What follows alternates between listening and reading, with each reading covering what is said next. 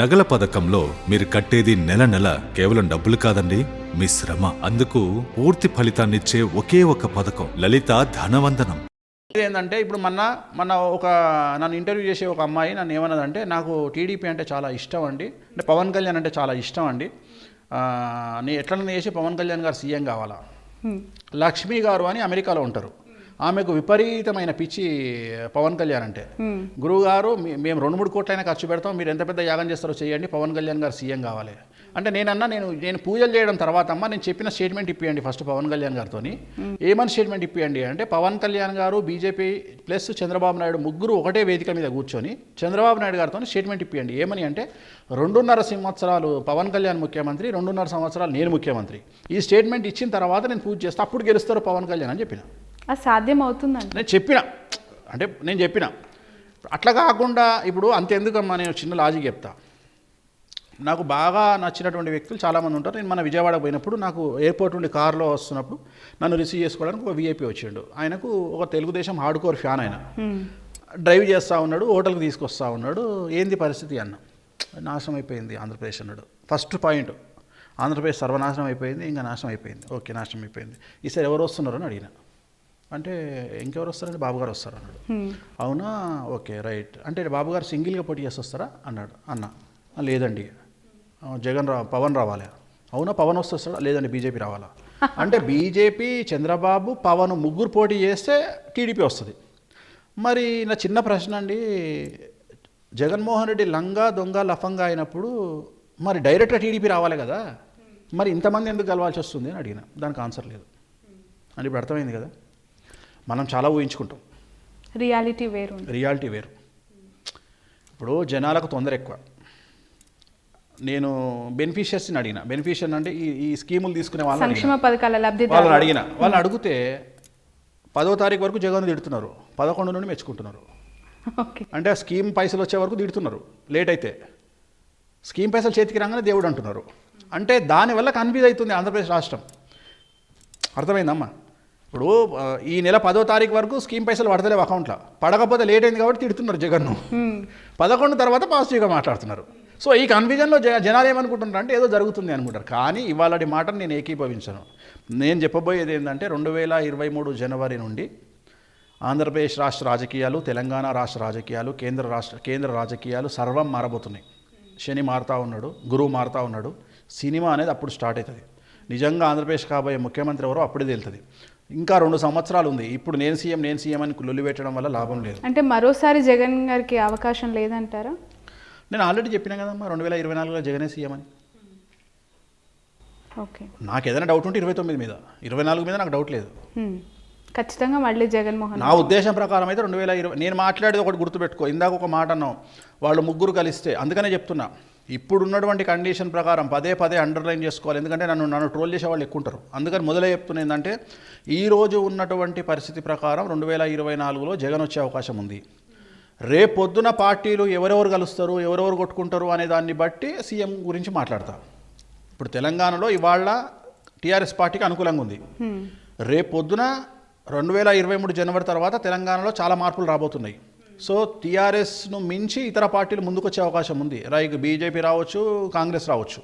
So అప్పుడు ఏం చేస్తాం మనం, ఏం చెప్పలేం. ఎందుకంటే భారతదేశంలో ప్రధానమంత్రి అయినటువంటి వ్యక్తి పేరు నరేంద్ర మోడీ. ఆయనది అనురాధ నక్షత్రం, వృశ్చిక రాశి. 2023 జనవరిలో ఆయనకు అర్ధాష్టమ శని స్టార్ట్ అవుతుంది. 4వ ఇంట్లోకి శని వస్తున్నాడు. సో అది డేంజర్. రెండవది ఏంటంటే, ఆయనకు శని 10వ ఇంట్లోకి వచ్చినప్పటి నుండి అప్రతిహతం, అంటే దగ్గర 2.5 సంవత్సరాలు ఇంటూ 5 అంటే 12.5 సంవత్సరాల నుండి ఆయన రాజభోగాన్ని అనుభవిస్తున్నాడు. అలాంటి వ్యక్తికి అర్ధాష్టమ శని వచ్చినప్పుడు దెబ్బ తగులుతుంది. సో చాలామందికి నేను కొన్నిసార్లు చెప్పినప్పుడు నా పాయింట్ మిస్ అవ్వచ్చు. అంటే నేను ఎగ్జాంపుల్ చెప్తా. ఇప్పుడు కొంతమంది నా దగ్గరకు వచ్చినప్పుడు నేనేం చెప్తా అంటే, మీకు మగ సంతానం లేదు అని చెప్తా. నేను చెప్పిన 6 నెలలకే వాడిని కొడుకు పుడతాడు. వాడు వచ్చి నా ముందర తొడగొడతాడు, నా కొడుకు పుట్టిండు, నువ్వు చెప్పింది తోపాస్ జాతకం అంటాడు. నాకు తెలుసు వానికి బాలారిష్టం ఉంటుంది, 7 నెలల్లో పోతాడు అని. వాడు బాలారిష్టంలో పుట్టిండు, 7 సంవత్సరాల్లో చనిపోతాడు పిల్లగాడు, లేకపోతే ఆటిజంతో పుడతాడు అని నాకు తెలుసు. వాడికేం తెలుసు? తర్వాత వచ్చి ఇంకా మా వాడు ఆటిజంతో పుట్టిండు అని అంటాడు. సో ఆ యోగం లేనప్పుడు వాడు 5 ఏళ్ళకో 6 ఏళ్ళకో చనిపోతాడు, పుట్టినవాడు చనిపోతాడు. ఇప్పుడు వేరే వాళ్ళు ఎవరో ఎందుకు, నా సొంత ఇంట్లో నా అన్నకు, నా పెద్దన్నకు 5 ఏళ్ల తర్వాత చనిపోయిండు, నా చిన్నన్నకు 5 రోజుల తర్వాత చనిపోయిండు, నాకు 5 నెలల్లో చనిపోయిండు బాబు. సో ఉన్న గ్రహచారం అది. అంటే మీరు అనొచ్చు మరి అప్పటికి మీరు ఏం చేసుకోవాలి, అప్పటికి వేణుస్వామి ఇంత పర్ఫెక్ట్ కాదు, లేకపోతే చేసుకునేవాడేమో. ఇప్పటికి కూడా నేను విధికి అపోజిట్ వెళ్ళడానికి ట్రై చేస్తా, సరోగసియో లేకుంటే ఇంకోటి నేను ప్లాన్ చేయగలుగుతా, కానీ నేను తిరిగి రాద్దామని అనుకోవట్లా, అలాంటి ప్రయత్నాలు చేయొద్దు అనుకుంటున్నా, ఎందుకు తలకాయ నొప్పి అని. సో చాలామంది విమర్శిస్తూ ఉంటారు, చాలా జరుగుతూ ఉంటాయి. So right. సో ఇంతకుముందు అన్నారు చంద్రబాబు రింగ్కి సంబంధించి, అదే చంద్రబాబు నాయుడు రింగు పెట్టుకున్నాడు అంటే ఇప్పుడు రింగు వరకే పెట్టుకున్నాడు, అతి బలవంతం మీద నాకు తెలిసి నారా లోకేష్ బాబు. బట్ అది వైసీపీ వాళ్ళు చిప్ అంటూ ఉన్నారు, ఆయన పెట్టుకుంది రింగ్ కాదు అదొక చిప్, ఆయన నడిపించడానికి పెట్టుకున్నారు అని చెప్పి. నాకు తెలియదమ్మా, నాకు తెలియదు, అది నేను మాట్లాడలేను. నాకు తెలిసినంత వరకు అయితే అది రింగు. నాకు తెలిసిన ఇప్పుడు పవన్ కళ్యాణ్ కూడా పెట్టుకున్నాడు. మీరు అంటే మామూలుగా అందరు గోల్డ్ లో పెట్టుకుంటూ ఉంటారు, బట్ సిల్వర్ రింగ్ అంటే నేను అదే అన్న, నేను ఏమన్నా న్యూరో రిలేటెడ్. సిల్వర్ ఎప్పుడు పెట్టుకుంటారు తెలుసా, చంద్రబాబు నాయుడుది పుష్యమి నక్షత్రము, చంద్రుడు అధిపతిగా ఉన్నటువంటి, శని అధిపతిగా ఉన్నటువంటి నక్షత్రము. సో అందుకని చంద్రబాబు నాయుడు గారు సిల్వర్ పెట్టుకున్నారు. సిల్వర్ అనేది కర్కాటక రాశికి కర్కాటక రాశికి చాలా పవర్ఫుల్ ఉంటుంది. సో నాకు తెలుసు కాబట్టి చెప్తున్నా, చంద్రబాబు నాయుడు గారిది పుష్యమి నక్షత్రం, అందుకని వెండిలో పెట్టుకున్నారు. పవన్ కళ్యాణ్ గారిది మకర రాశి, అందుకని గోల్డ్లో పెట్టుకున్నారు.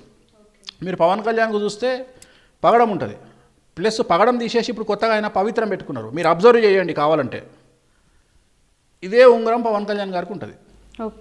ఒకసారి చూడండి, కెమెరాకు పెట్టండి. ఇదే ఉంగరము పెద్ద సైజులో పవన్ కళ్యాణ్ గారి చేతికి ఉంటుంది, మీరు కావాలంటే చెక్ చేసుకోవచ్చు. దీన్ని పవిత్రం అంటారు. జనరల్గా సెంటిమెంట్ ఇది పెట్టుకోవడం, ఇది మేము పెట్టుకుంటాం జనరల్గా, కానీ ఆయన కూడా పెట్టుకున్నారు. ఇదే ఉంగరం పెట్టుకుని దీన్ని పవిత్రం అంటారు. ఎందుకు పవన్ కళ్యాణ్ గారు పెట్టుకోవడానికి కారణం ఏంటి? రాజయోగం కోసం పెట్టుకున్నారు. దీనికి లెక్క ఉంటుంది, 4 గ్రాముల 4 మిల్లీలు, 9 గ్రాముల 4 మిల్లీలు. సో దీనికి లెక్క ఉంటుంది, లెక్కతో చేయాలి. ఇది అన్ని ఉంగరాలు చేసినట్టు చేయడానికి లేదు ఇది. ఇప్పుడు నాది తీసుకుంటే 4 గ్రాముల 48 మిల్లీలు ఇది నాది. సో ఆయనది 23 గ్రాముల 23 గ్రాములు ఉంటుంది ఆయన ఉంగరం. దీనికి లెక్క ఉంటుంది, ఇది పవిత్రం అంటారు దీన్ని. మీరు ఆయన చేతికి చూడొచ్చు. సో అదే చంద్రబాబు నాయుడు చేతికి సిల్వర్లో పెట్టడానికి కారణం ఏంటంటే ఆయన పుష్యమి నక్షత్రం కాబట్టి సిల్వర్లో పెట్టుకున్నారు. అంతేగాని చిప్పులు గిప్పులు అవి నేను నమ్మలేను కదా. రైట్. ఇంతకుముందు అమ్మవారి టెంపుల్కి సంబంధించి దశమహావిద్యలు అన్నారు, అంటే ఏంటి అసలు దశమహావిద్యలు ఏంటి, వాటి డీటెయిల్స్ ఏంటి, ఎట్లా అమ్మవారికి, అంటే మీరు వైన్, మాంసము ఇవన్నిటి గురించి చెప్తూ ఉన్నారు, పూజల్లో భాగం ఇవన్నీ అని చెప్తూ ఉన్నారు. దశమహావిద్యలు అంటే 10. ఫస్ట్ తీసుకుంటే కాళీ అమ్మవారు తెలుసు మనకు, తార, త్రిపుర సుందరి, ధూమావతి, భువనేశ్వరి, భైరవి, చిన్నమస్త, మాతంగి, భగాళముఖి, కమలాత్మిక. ఈ కమలాత్మిక అనే అమ్మవారు కమలాత్మిక అని కంటిన్యూగా పిలుస్తూ ఉండడంలో భాగంగా కామాఖ్య అయింది. ఆ కామాఖ్య పోయి కామాఖ్య అయింది. సో కామాఖ్య అనేటువంటిది అస్సలు అయినటువంటి దేవాలయం. దశమహావిద్యలు అంటే వాటిని అంటారు. సో మరి వీటి వల్ల ఏమవుతుంది అంటే, దశమహావిద్యల వల్ల మనకు సంబంధించినటువంటి ప్రతి ఒక్క విషయాన్ని మనం ఏదైతే అచీవ్ చేయాలనుకుంటామో